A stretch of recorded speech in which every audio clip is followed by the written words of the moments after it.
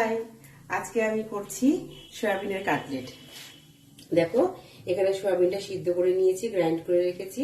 তার মধ্যে রেখেছি ধনেপাতা কুচি, তারপরে লঙ্কা গুঁড়ো, হলুদ গুঁড়ো, নুন, ধনে গুঁড়ো, তারপরে বেসন একটু নিয়েছি, গরম মশলা, তারপরে আলু ম্যাশ করা আছে, আলু সিদ্ধ। এগুলো সব এখন আমি মাখবো। আর এদিকে রেখেছি দেখো তেলের মধ্যে পেঁয়াজ কুচি আর আদা আর রসুন পুরো পেস্ট করে ভেজে রেখেছি। এটা পুরো মেখে তারপরে এটা একটু ভেজে নেব। ঠিক আছে, এটা ভাজা ভাজা হয়ে গেছে। এবার এটা একটু ঠান্ডা করতে দিয়েছি। এদিকে বিস্কুটগুলো তৈরি করে রেখেছি, আর এখানে একটু কর্নফ্লাওয়ার আর একটু ময়দা মিশিয়ে রেখে দিয়েছি।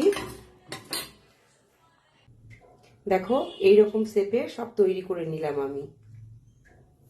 এবার এইটা আমি এই যেটাতে ডুবিয়ে নিলাম, ডুবিয়ে নিয়ে এবার বিস্কুটের গুঁড়োতে এক কোট মেরে নিলাম। আমি আবার ডবল কোট মারবো, তারপরে আবার এটাতে চুবিয়ে নিয়ে আবার এটা ইয়ে করে নেবো।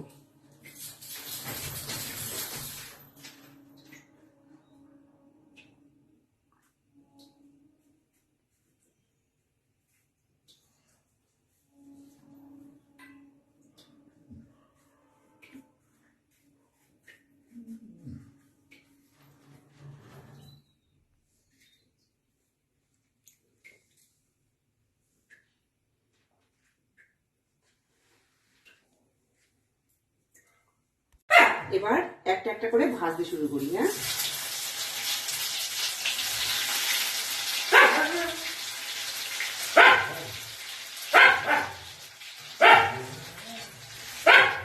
আমার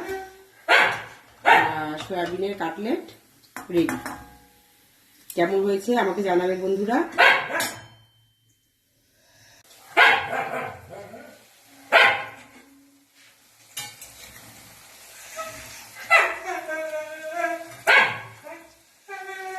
আবার আরেকটা ব্যাচ ভাজি।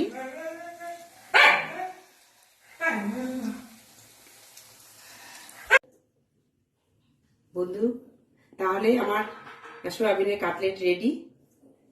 ভালো লাগলে ফলো করো, সাবস্ক্রাইব করো। টাটা।